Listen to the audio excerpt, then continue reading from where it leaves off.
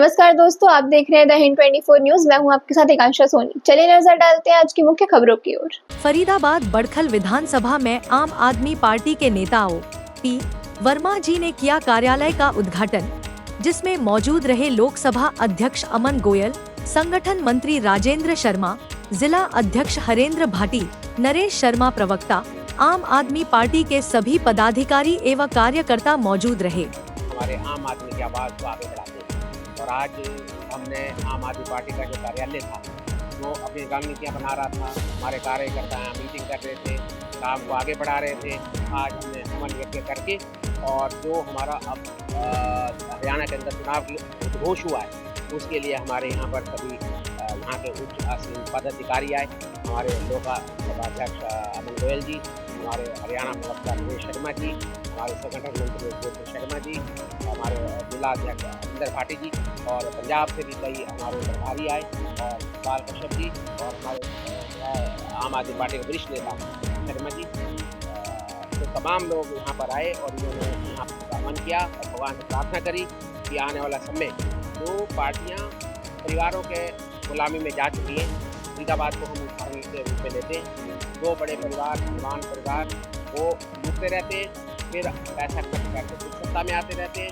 इस वक्त मैं आपके माध्यम से जनता से प्रार्थना करना चाहूँगा क्योंकि वो उनकी साजिशों को समझे और इस बार किसी प्रलोभन में ना आके, किसी भी उनके बहकावे चलावे में ना आके हमारी आम आदमी पार्टी को जो है आम आदमी के हितों की रक्षा के लिए जो लड़ रही है और उसको जो है आने वाले समय में जो 1 अक्टूबर आएगा आम आदमी पार्टी के झाड़ों पर निशान लगाएंगे।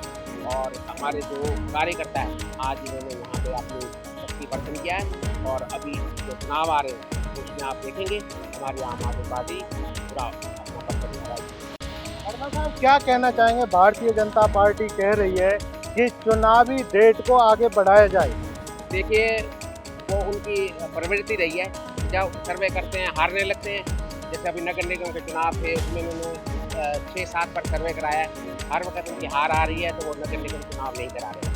अब उन्होंने सर्वे कराया है, अगर उनको यहीं की लग गया कि वो हार रहे हैं तो निश्चित रूप से ऐसा विचार वो कर सकते हैं। सत्ता में आसीन है तो चुनाव आयोग तो अपना उनको दृढ़ रहना चाहिए। उन्होंने अपना 1 अक्टूबर का चुनाव घोषित कर दिया है और मैं उम्मीद करता हूँ चुनाव आयोग से आपके मीडिया के माध्यम से वो किसी पार्टी की गुलामी नहीं करेगा और हमारा लोकतंत्र को जिंदा रखेगा और भारत का लोकतंत्र ही हमारी ताकत है। और मैं पूर्ण विरोध करता हूँ जो चुनाव आयोग घोषणाएँ करेगा, हमारे निष्पक्ष चुनाव कराएगा उसमें हमें पूरी आस्था है। और जहाँ तक भारतीय जनता पार्टी है, कांग्रेस है, हमारे हरियाणा हो चाहे हमारे शहर हो, पिछले 50-60 साल से कभी वो जीतते कभी वो जीतते, लेकिन हमारी जनता हार जाती है और इसीलिए हमारी जनता की आज दुर्दशा है। तो आपके मीडिया के माध्यम से भी कहना चाहता हूँ कि आने वाले समय में हर आम आदमी हमारे शहर की जितनी झोपड़ी कॉलोनी बस्ती का शोषित पिछड़ा वंचित तमाम लोग आम आदमी पार्टी को ही अपना साथ दें और आम आदमी पार्टी आम आदमी के पास आम आदमी के बच्चों की समाज की हितों की रक्षा करेगी।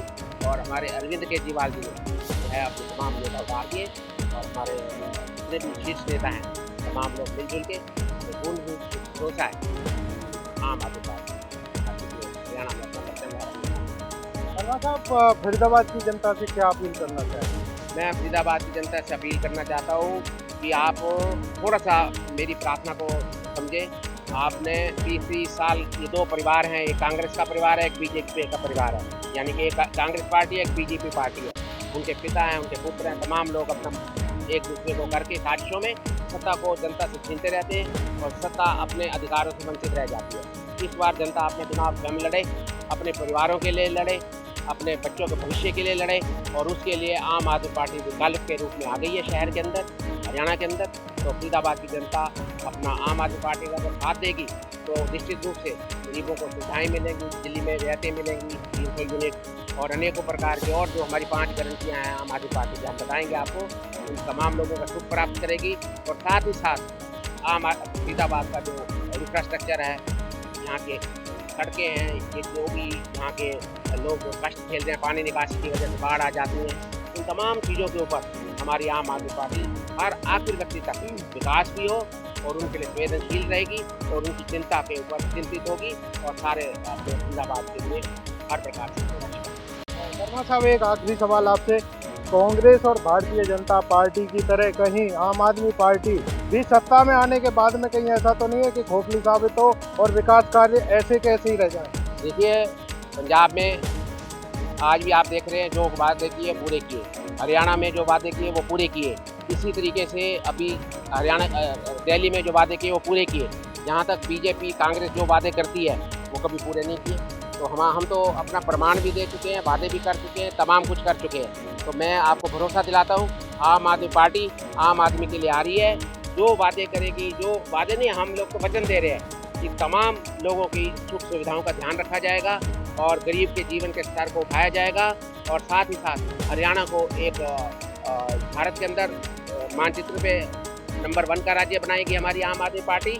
साथ ही साथ फरीदाबाद आप देखेंगे दिल्ली, नोएडा, गुड़गांव से बेहतर एक अच्छे शहर के रूप में प्रस्तुत करेगी और यहाँ पे अपने रोजगार के साधन बनाएगी और अपने फरीदाबाद जनता के दुख दर्दों को दूर करके उनकी सदैव सेवा करेगी। हमारी मतलब स्वार्थ होता है और किसी राजनेता ने अगर अपने स्वार्थ पूर्ति ना होने के कारण और कभी भी पार्टियों को बदलने का काम किया तो ये ऐसा वर्षों से होता आ रहा है।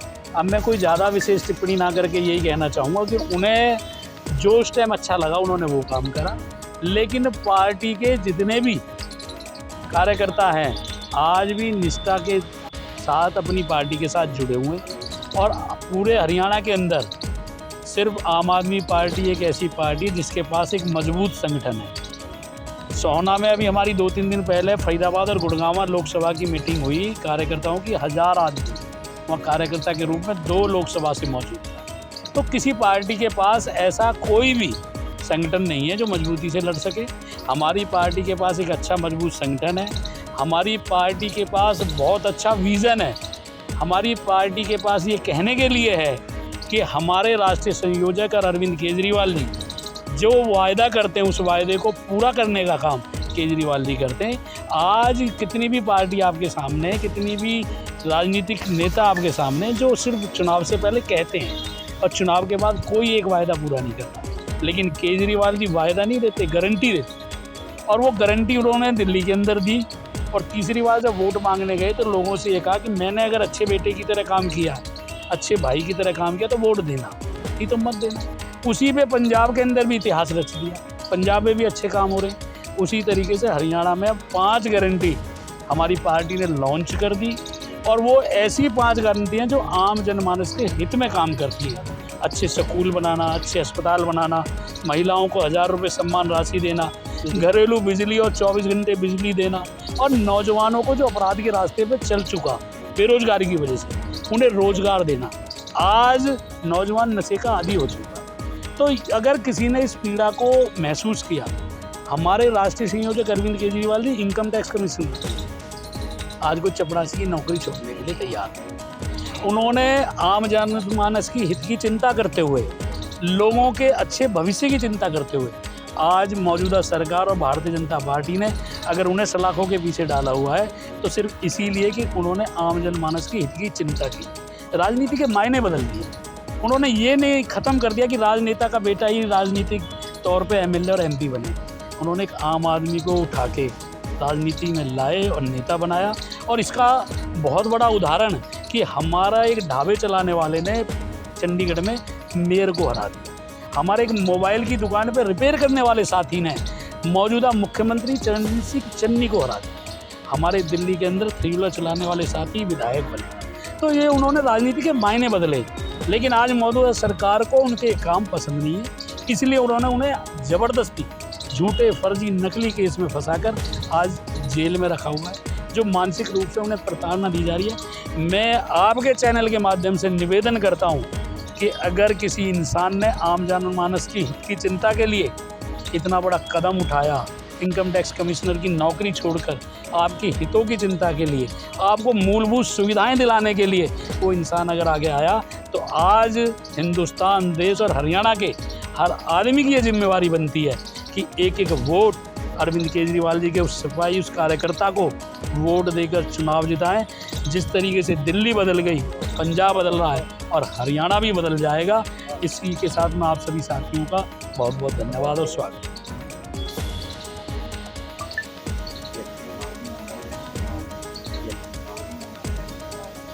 नरेश जी, आज ओपी वर्मा जी ने आम आदमी पार्टी को दोबारा से ज्वाइन किया है और कार्यालय का उद्घाटन किया है। मौके पर आप लोग मौजूद हैं, क्या कहेंगे? जी, ओपी वर्मा जी ने ज्वाइन तो पहले कर लिया था और ज्वाइन नहीं है, वो पहले से ही पार्टी के कार्यकर्ता थे और लोकसभा उपाध्यक्ष की पोस्ट आज भी उनके पास है। और अब क्योंकि मैं जो बात कर रहे थे ये तो है ही फॉर्मेलिटीज़ जो हो गई हैं, क्योंकि आज उन्हें हवन करके इसका जो शुभारंभ किया, कार्यालय बनाया सेंटर पॉइंट में फरीदाबाद का। और ऐसा भी है कि यहाँ से गतिविधि जो है पार्टी गतिविधि चालू रहेंगी, कोई भी पार्टी के लिए कोई भी आ सकता है। अब आप जो बात कर रहे थे कि इस फरीदाबाद के लिए 5 लोग जो गए, क्या हुआ? 5 लोगों का मैं एक सवाल पूछना चाहता हूँ आपके माध्यम से, उन 5 लोगों का हुआ क्या भाजपा में जाकर? उन 5 लोगों को पद क्या मिला?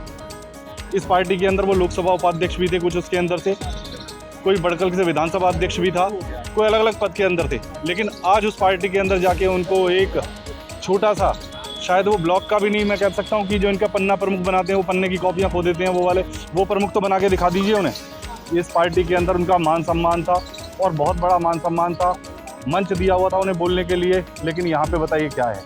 और दूसरा एक और बताते हैं कि आप जहाँ विधानसभा में खड़े हैं वहाँ पंजाबियों की विधानसभा कही जाती है कि 70% पंजाबी रहते हैं, और एक पंजाबी चेहरा उभर के जो इस शहर के अंदर ओपी वर्मा जी थे और पूरे शहर के अंदर पंजाबियों की आवाज़ उठा रहे थे। तो पंजाबियों की आवाज़ उठाने के लिए, क्योंकि पंजाबी अपना नेतृत्व चाहते हैं जो कांग्रेस ने कभी नहीं दिया, कांग्रेस ने हर टाइम छलाया इन पंजाबियों को यहाँ पे इस विधानसभा के अंदर, क्योंकि पंजाबियों के आप देखोगे जहाँ का समुदाय ज़्यादा और वहाँ पे कोई और राज करने के लिए कोशिश करता है, क्योंकि वो अपनी बात, पंजाबी कहते हैं ना कि अपनी लैंग्वेज, अपनी बोली, अपनी भाषा, उसी के अंदर ये पंजाबियों की आवाज़ उठा रहे थे। इन लोगों के काम करवाए यहाँ पे नगर निगम के अंदर और पंजाबियों के साथ मिलके चलते थे। तो इन पंजाबियों को हक मिलना चाहिए जो कांग्रेस कभी नहीं दे पाई। और भाजपा देखो, कांग्रेस के पास संगठन नहीं है, पहली बात तो गली गली में घूमने के पास उनके पास कार्यकर्ता नहीं है। राजनीति का मतलब ये होता है कि आपके पास एक गली में भी कार्यकर्ता होना चाहिए, ताकि वो विधायक से जाके बोले कि जी मेरी गली में ये काम है, या उसको एक जरिया होता है, माध्यम होता है कार्यकर्ता। जिसके पास कार्यकर्ता ही नहीं है वो संगठन क्या अपनी सरकार कैसे चलाएगा? यही हुआ। मैं जनता को बोलना चाहता हूँ कि आम आदमी पार्टी के साथ आइए, बहुत कर्मठ कार्यकर्ता हैं और आपने देखा है जो नीतियों के ऊपर हम काम करते हैं वो नीतियों के एक्चुअल ज़मीन पर अरविंद केजरीवाल जी काम करते हैं, जो देश के अंदर ऐसे आज तक काम नहीं हुए वही। और एक चीज़ और बता देता हूँ कि अभी आपने देखा कि कल बड़ौली जी कह रहे हैं कि ये चुनाव की डेट बढ़ा दी जाए। पता नहीं कौन से अडानी अंबानी ने रात को फ़ोन कर दिया बड़ौली जी को या मोदी जी को कि जी डेट बढ़वा दो। शायद उनके कहते हैं छुट्टियों का बहाना लगा दिया, शायद अडानी या अंबानी छुट्टी पे जा रहे हैं, अभी तो बेटे की शादी से निपटे हैं।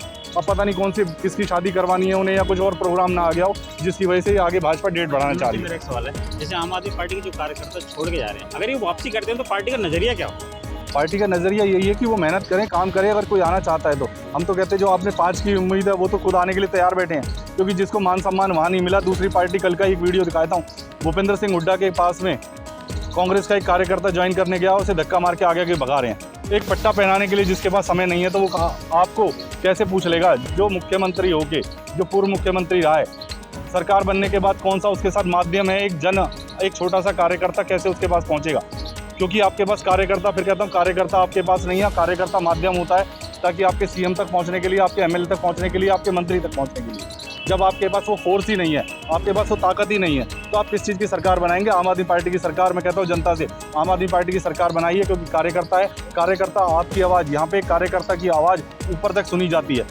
अभी कल का एक इंसिडेंट बता देता हूँ। कल एक कार्यकर्ता, उनका फ़ोन आया जी दिल्ली के अंदर उनका किसी का ऑपरेशन होना है, आप दिल्ली में करवा दीजिए, हरियाणा के अंदर ऑपरेशन नहीं हो पा रहा। तो मैंने कहा जी एक बार बात करो। कहते हैं विधायक कोई सुनता नहीं है, मंत्री कोई सुनता नहीं है, आपकी सरकार में दिल्ली में फ्री में इलाज हो जाता है। और मैंने उनको गारंटी दी कि अगले हफ्ते के अंदर दिल्ली के अंदर उनका इलाज फ्री में होगा और बाकायदा ऑपरेशन होगा। ये कहलाती है सरकार की, जो हम पावर के अंदर भी नहीं है, एक छोटे से कार्यकर्ता की भी सरकार सुनती है दिल्ली के अंदर और काम करवाते हैं। बस यही माध्यम से, आपके माध्यम से बताना चाहता हूँ। ऐसे ही तमाम खबरों के लिए जुड़े रहिए द हिंद 24 न्यूज़ के साथ।